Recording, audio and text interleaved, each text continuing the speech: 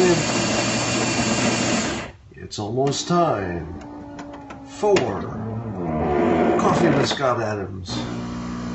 Makes it way more exciting when I say it that way. Good morning, good morning. Today we're going to learn a valuable lesson about how to have a meeting with a Russian lawyer. It's been in the news a lot.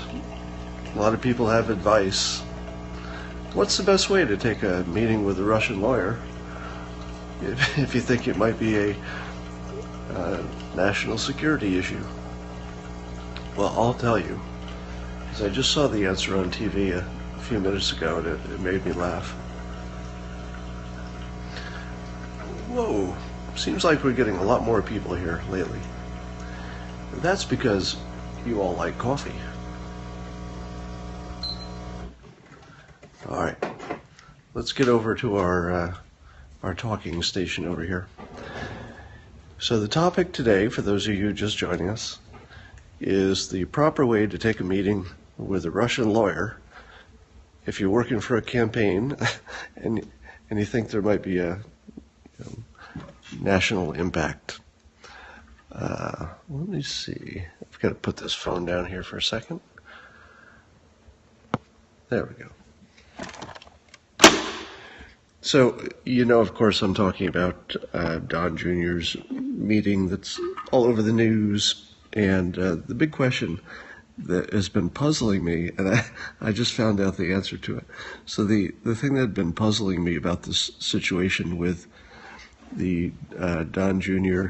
Trump meeting with the Russian lawyer, and a lot of these so-called experts were saying, no, an experienced person would never take this meeting, that might have valuable information that could determine the fate of the world.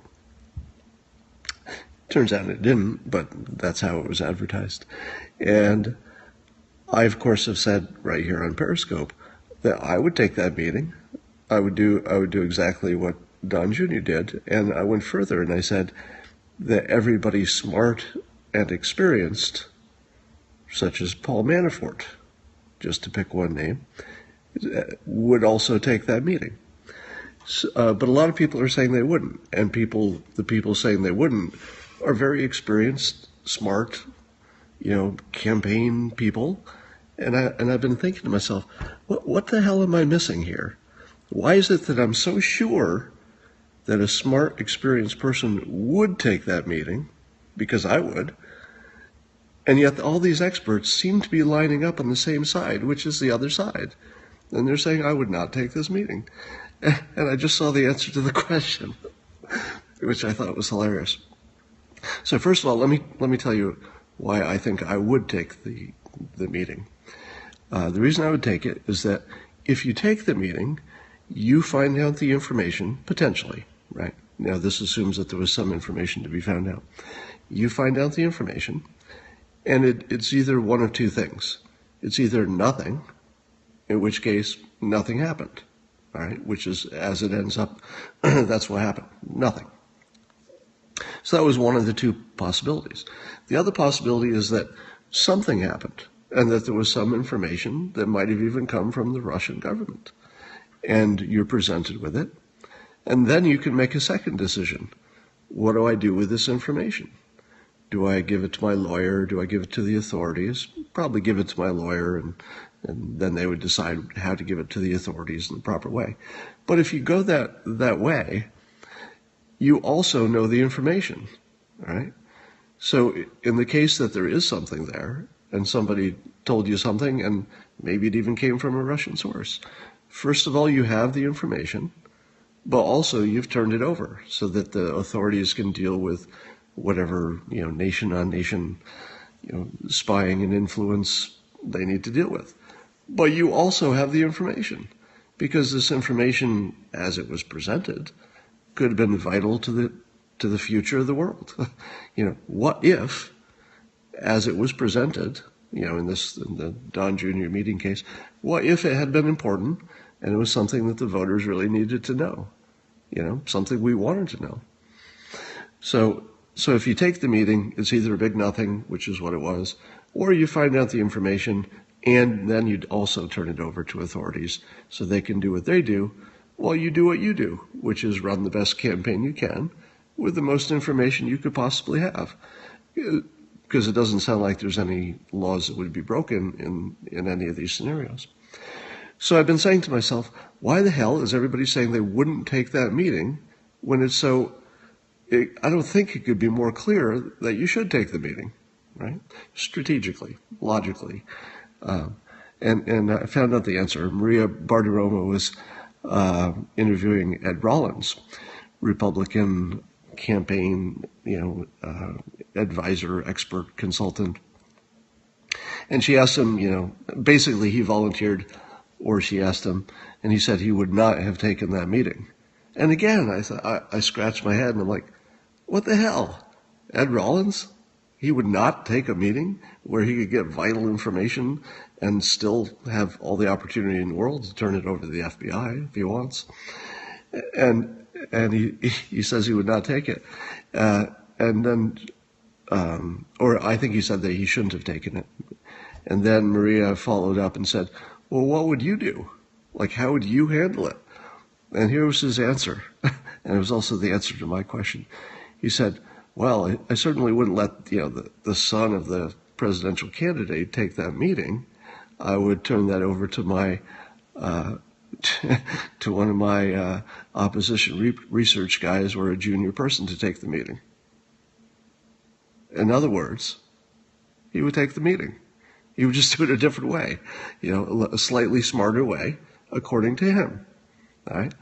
Now, if the person who had set up this meeting in the first place had been doing it as a random stranger who said, hey, I've got some opposition research from a sketchy place, do you want to have a meeting?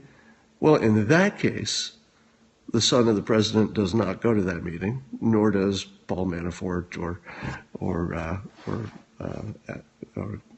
what's his name? So if you had no personal connection, but in this case, there was a personal connection, right? And let me tell you a couple of problems that people have looking at this situation through what Jared Kushner. A few of the problems that people have looking at this situation through what I'd call the normal person filter, right? If you're a normal person and you have a normal life, you can't really understand the world that all of these folks are dealing in, the highest level world. And one of the things that's important is the personal, reputational, the contacts, etc. So if somebody who is, influential and has been important in your world in any way says, can you take this meeting? There's a good chance you're going to take the meeting, even if you don't know what's going to go down, because somebody asked you to take it. I can tell you that in my personal life, my business life, I have taken many meetings that I didn't think would necessarily come to anything, just because somebody important in my world said you should take this meeting. Right? So it's fairly common to do that. The other thing that you can't really see through the common person filter is how easy it is to forget who was in the meeting or to not know who was in the meeting in the first place. Let me give you my impression of every business meeting I've ever been in where I'm meeting more than one person. This is my impression. Scott, I'd like you to meet blah, blah, blah. Hi, I've already forgotten your name. And I'd like you to meet blah, blah. Hi there, I've already forgotten your name because I'm not even listening. I'm trying to think about something else. Hey, and how about you? I'm not even listening when you're introducing yourself. Hey, how about this guy? Why don't you meet this guy? I'm already thinking about something else. How you doing? So, if you have a normal person's life, you don't really meet many people, right? Your normal life, if you met one new person in a week, maybe that would be a lot for most people. But for people like me, the type of job I have, and certainly anybody working on a campaign, all they're doing is walking into rooms full of people who all want to, be remembered, and, they're telling them a little story, and, hey, I'm blah, blah, blah, blah. So through a normal person's filter, it seems impossible that, first of all, that that Donald Trump Jr. might have forgotten that he had this meeting. And it seems impossible that once he remembered, he would not know that there were some other, Russian-type people who were in the meeting. And again, if you have a normal life and a normal experience, it would be hard to imagine how those two things could happen. How do you forget a meeting with a Russian lawyer? And how do you forget that there were a few other Russians or whoever else was in the meeting? How do you forget that? And the answer is, I could do that easily. Imagine how many meetings these people had during the course of that year. What a normal day looked like for them. How many meetings? I can guarantee that in very few of those meetings did they ever leave the meeting knowing who they'd been meeting with. All right, probably they knew the main person and maybe one other person. But you don't remember all the people in the meeting. That's just not a thing that happens.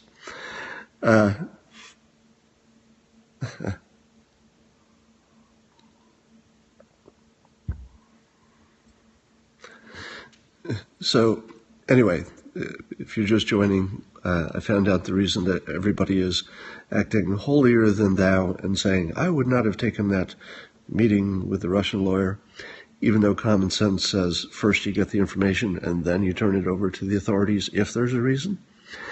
And the reason is that people are just lying. Basically, the people who say they wouldn't take the meeting, who are also experienced people, are so experienced that they know how to lie about this really well.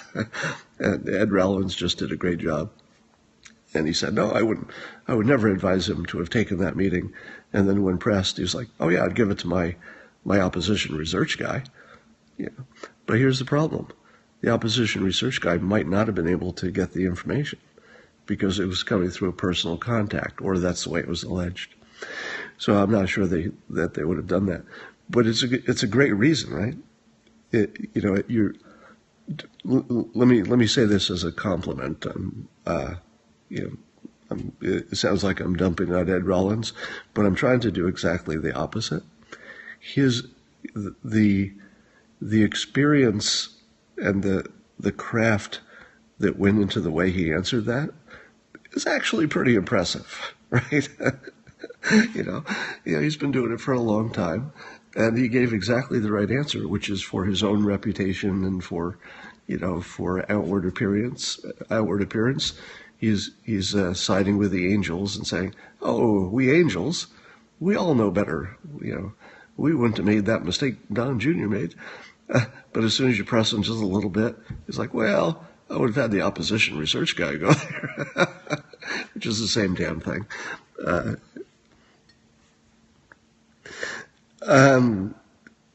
Kid Rock is trying to get at.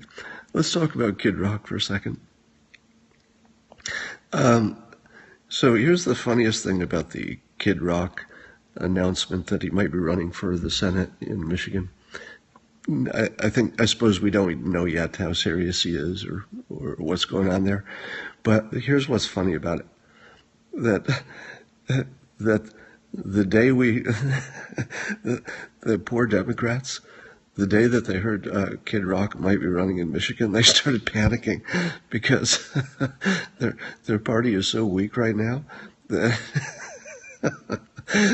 that Kid Rock, the day he announces, is the presumed front runner for the race.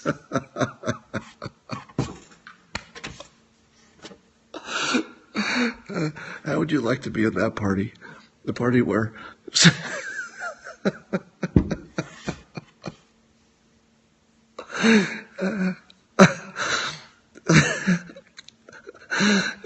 it's like, oh God, it's Kid Rock. We don't have a fucking chance now. It doesn't matter. Ted Nugent, it doesn't matter. It's like they see anybody coming now and they just start running. It's like, oh. I think it's worse because if you lose an election to an actual politician, or even, let's say, a business person who, is played around in that world a little bit, that doesn't feel too bad. And they've been taking a lot of losses lately. So they must be getting used to it as well. But imagine if instead of getting your ass handed to you time after time again by candidates and politicians and businessmen, frickin' Kid Rock says, "Hey, I've had enough beer tonight. I think I'll run for the Senate." And all of a sudden, Elizabeth Warren is like, "Oh shit, oh shit!" If Kid Rock wins, the last trace of our credibility will go on.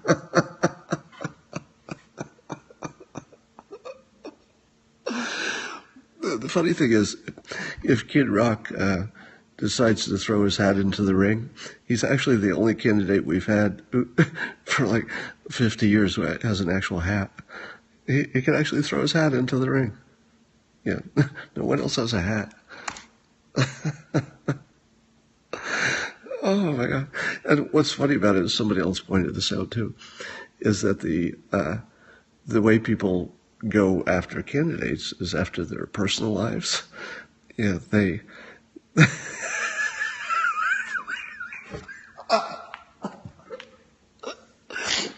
Sorry, you had me at Nickelback for a second. I think they're Canadian, aren't they? Yeah, no, not Nickelback.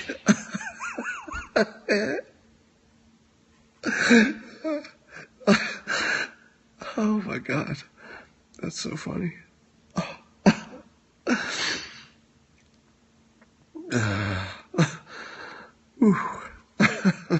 The Rock. Yeah, well, at least with The Rock, I think the Rock would win too, but sorry. This is just too funny. All right.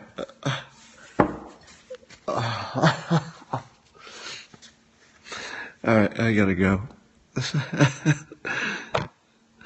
And remember, don't win small when you can win bigly.